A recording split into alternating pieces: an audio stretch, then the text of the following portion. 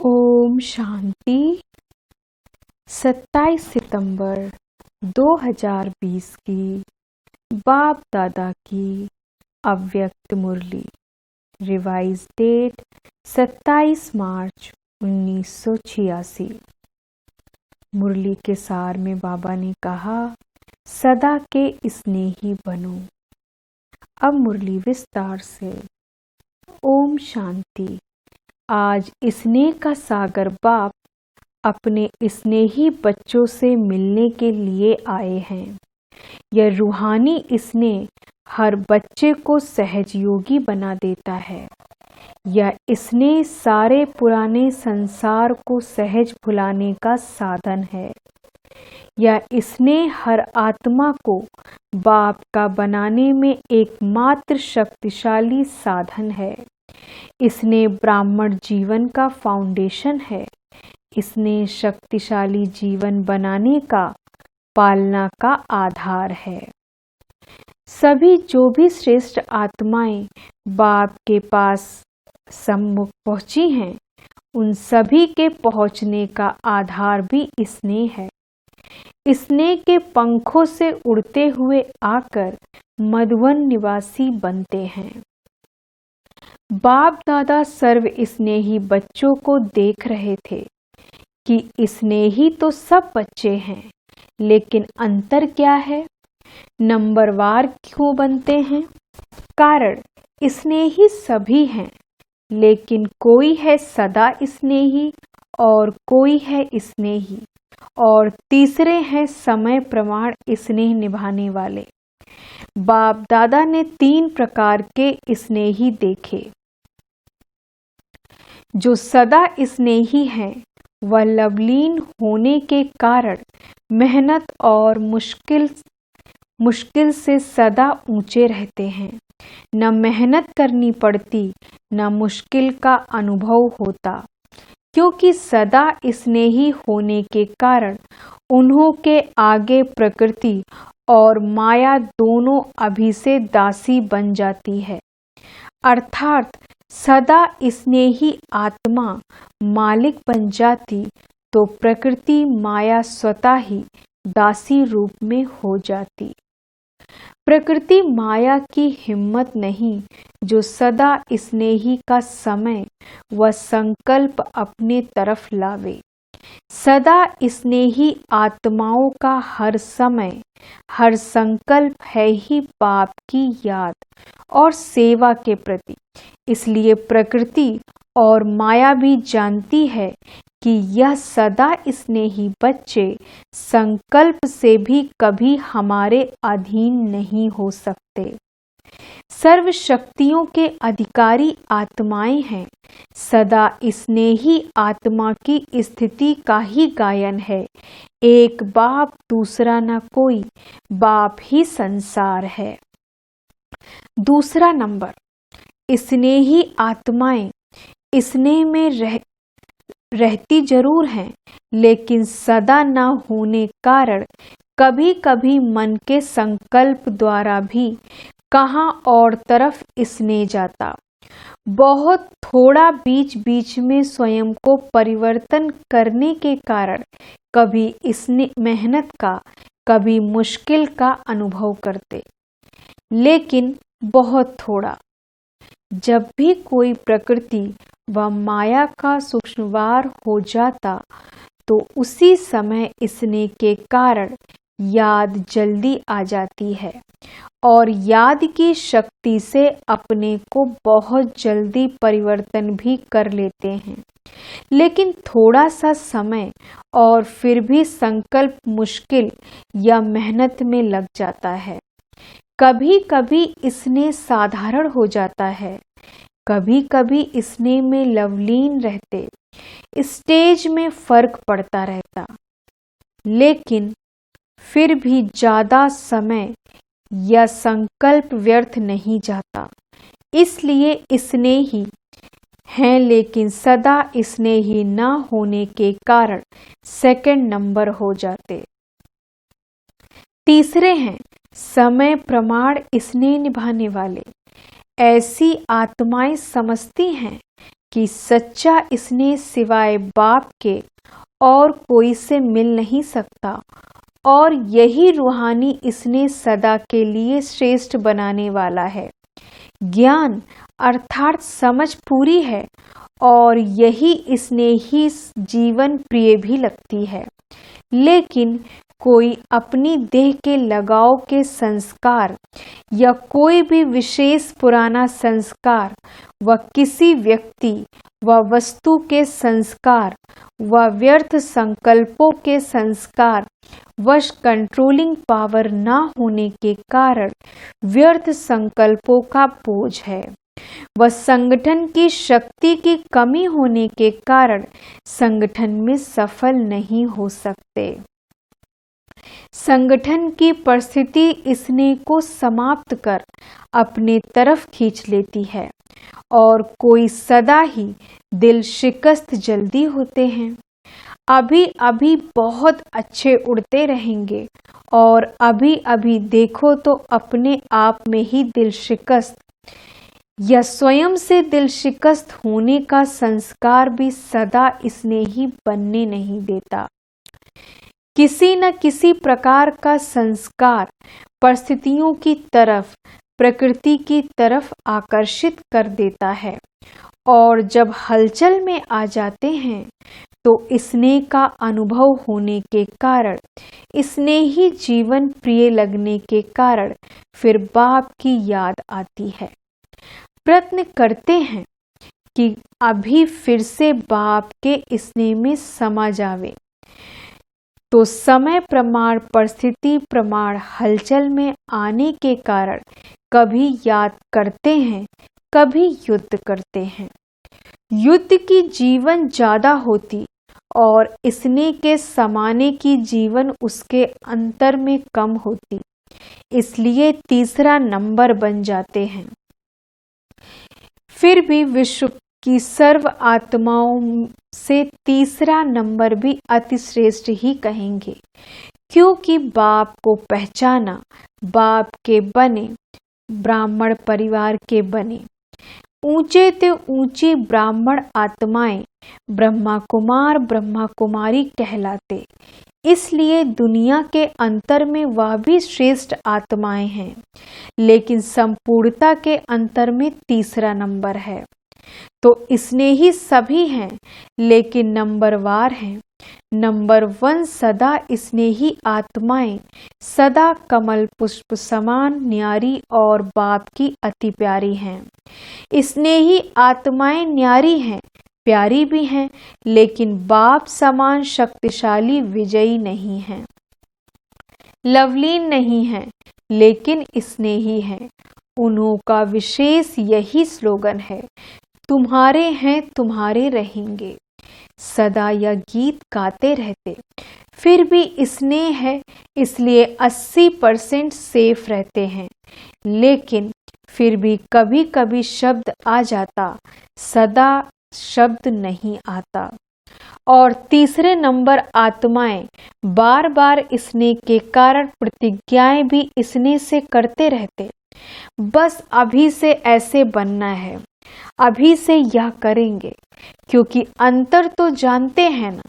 प्रतिज्ञा भी करते, पुरुषार्थ भी करते, लेकिन कोई न कोई विशेष पुराना संस्कार लगन में मगन रहने नहीं देता। विघ्न मगन अवस्था में नीचे ले आते, इसलिए सदा शब्द नहीं आ सकता, लेकिन कभी कैसे होने के कारण कोई न कोई विशेष कमजोरी रह जाती है। ऐसी आत्माएं बाप दादा के आगे रूरिहान भी बहुत मीठी करते हैं, हुज्जत बहुत दिखाते, कहते हैं डायरेक्शन तो आपके हैं, लेकिन हमारी तरफ से करो भी आप और पावे हम। हुज्जत से स्नेह से कहते, जब आपने अपना बनाया है तो आप ही जानो। बाप कहते, बाप तो जाने लेकिन बच्चे माने तो सही, लेकिन बच्चे हुज्जत से यही कहते कि हम माने न माने आपको मानना ही पड़ेगा। तो बाप को फिर भी बच्चों पर रहम आता है कि है तो ब्राह्मण बच्चे, इसलिए स्वयं भी निमित्त बनी हुई आत्माओं द्वारा विशेष शक्ति देते हैं। लेकिन कोई शक्ति लेकर बदल भी जाते और कोई शक्ति मिलते भी अपने संस्कारों में मस्त होने के कारण शक्ति को धारण नहीं कर सकते। जैसे कोई ताकत की चीज खिलाओ और वह खावे ही नहीं तो क्या करेंगे। बाप विशेष शक्ति देते भी हैं और कोई कोई धीरे धीरे शक्तिशाली बनते बनते तीसरे नंबर से दूसरे नंबर में आ भी जाते हैं। लेकिन कोई कोई बहुत अलबेले होने के कारण जितना लेना चाहिए उतना नहीं ले सकते। तीनों प्रकार के स्नेही बच्चे हैं। टाइटल सभी का स्नेही बच्चे हैं, लेकिन नंबर वार हैं। आज जर्मनी वालों का टर्न है। सारा ही ग्रुप नंबर 1 है ना। नंबर 1 समीप रत्न है, क्योंकि जो समान होते हैं वो ही समीप रहते हैं। शरीर से भले कितना भी दूर हो, लेकिन दिल से इतने नजदीक हैं जो रहते ही दिल में हैं। स्वयं बाप के दिल तख्त पर रहते हैं।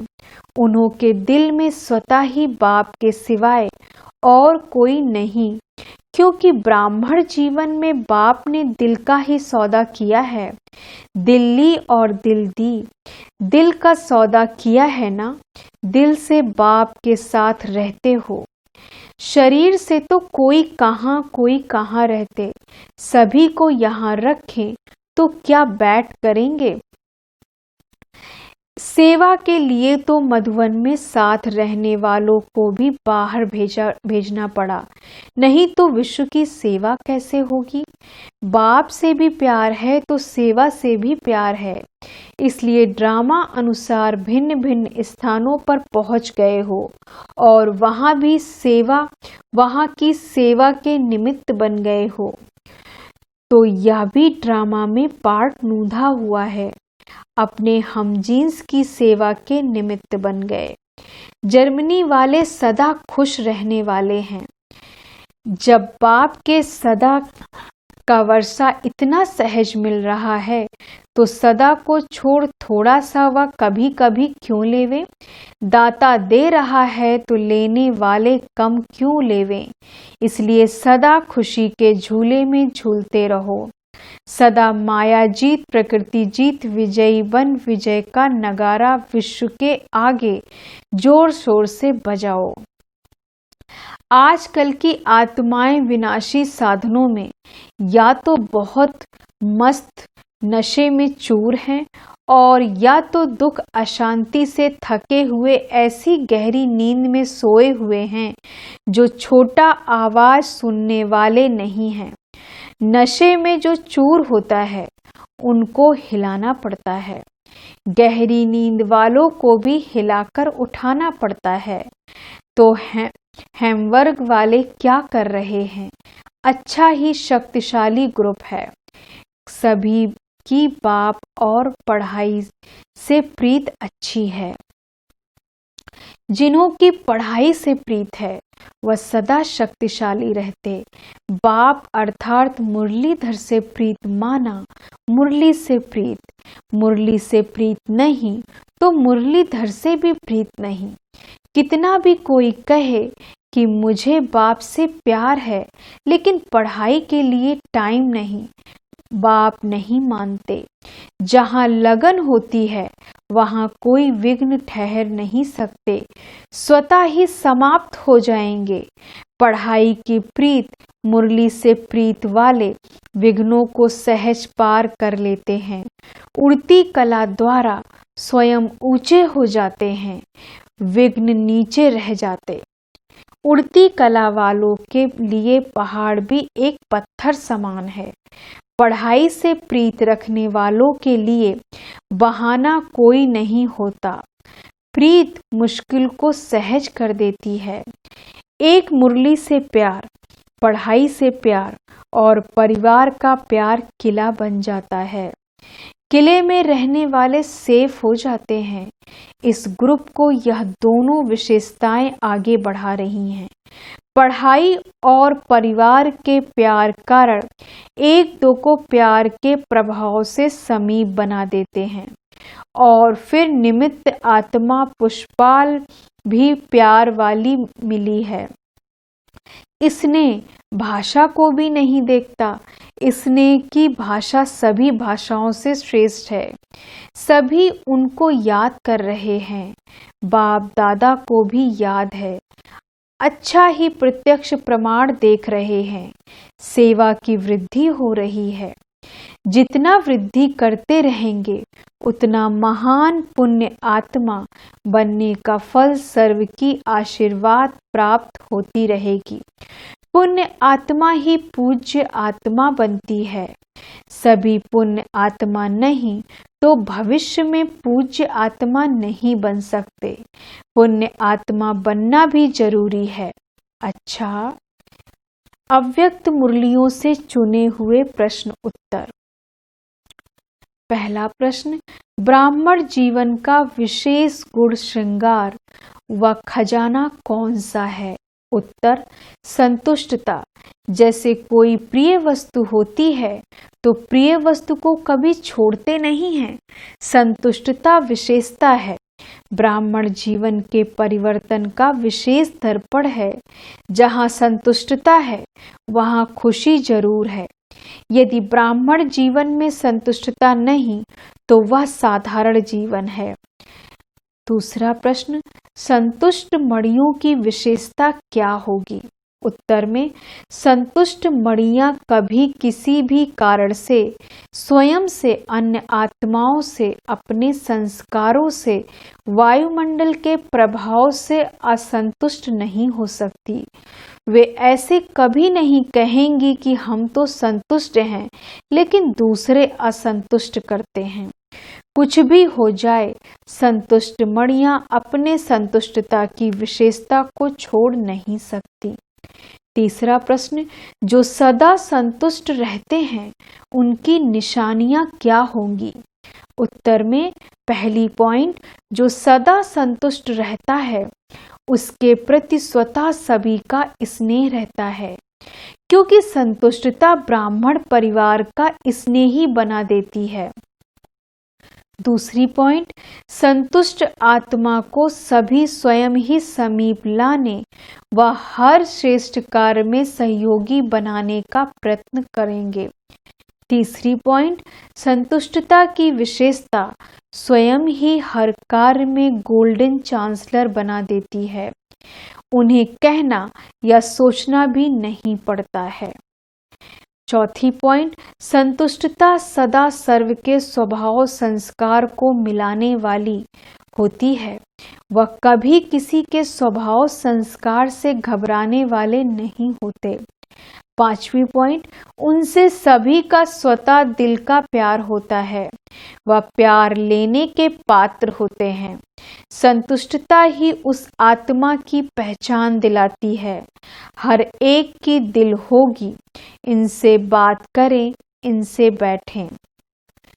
छठी पॉइंट, संतुष्ट आत्माएं सदा मायाजीत हैं कि क्योंकि आज्ञाकारी हैं, सदा मर्यादा की लकीर के अंदर रहते हैं, माया को दूर से ही पहचान लेते हैं।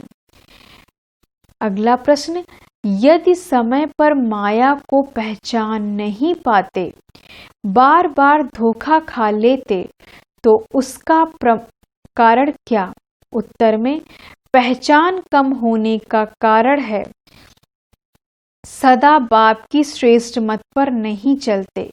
कोई समय चलते, कोई समय नहीं। कोई समय याद करते, कोई समय नहीं। कोई समय उमंग उत्साह में रहेंगे, कोई समय नहीं। सदा आज्ञा की लकीर के अंदर नहीं रहते, इसलिए माया समय पर धोखा दे देती। माया में परखने की शक्ति बहुत है। माया देखती है कि इस समय यह कमजोर है तो उस कमजोरी द्वारा अपना बना देती है। माया के आने का रास्ता है ही कमजोरी। 5वां प्रश्न, माया जीत बनने का सहज साधन कौन सा है? उत्तर, सदा बाप के साथ रहो। साथ रहना अर्थात स्वतः मर्यादाओं की लकीर के अंदर रहना। फिर एक एक विकार के पीछे विजयी बनने की मेहनत करने से छूट जाएंगे। साथ रहो तो जैसा बाप वैसे आप, संग का रंग स्वतः ही लग जाएगा। इसलिए बीज को छोड़ सिर्फ शाखाओं को काटने की मेहनत नहीं करो। आज काम जीत बन गए, कल क्रोध जीत बन गए नहीं, सदा विजयी। सिर्फ बीज रूप को साथ रखो तो माया का बीज ऐसे भस्म हो जाएगा जो फिर कभी भी उस बीज से अंश भी नहीं निकल सकता। वरदान है आज बाबा का, हर आत्मा को हिम्मत उल्लास दिलाने वाले रहम दिल विश्व कल्याणकारी भव। हर आत्मा को हिम्मत उल्लास दिलाने वाले रहम दिल विश्व कल्याणकारी भव। विस्तार से, कभी भी ब्राह्मण परिवार में किसी कमजोर आत्मा को तुम कमजोर हो ऐसे नहीं कहना। आप रहमदिल विश्व कल्याणकारी बच्चों के मुख से सदैव हर आत्मा के प्रति शुभ बोल निकलने चाहिए। दिल शिकस्त बनाने वाले नहीं। चाहे कोई कितना भी कमजोर हो, उसे इशारा या शिक्षा भी देनी हो तो पहले समर्थ बनाकर फिर शिक्षा दो। पहले धरनी पर हिम्मत और उल्लास का हल चलाओ, फिर बीज डालो तो सहज हर बीज का फल निकलेगा। इससे विश्व कल्याण की सेवा तीव्र हो जाएगी। स्लोगन है आज का, बाप की दुआएं लेते हुए सदा भरपूरता का अनुभव करो। बाप की दुआएं लेते हुए सदा भरपूरता का अनुभव करो। ओम शांति। धन्यवाद बाबा, धन्यवाद।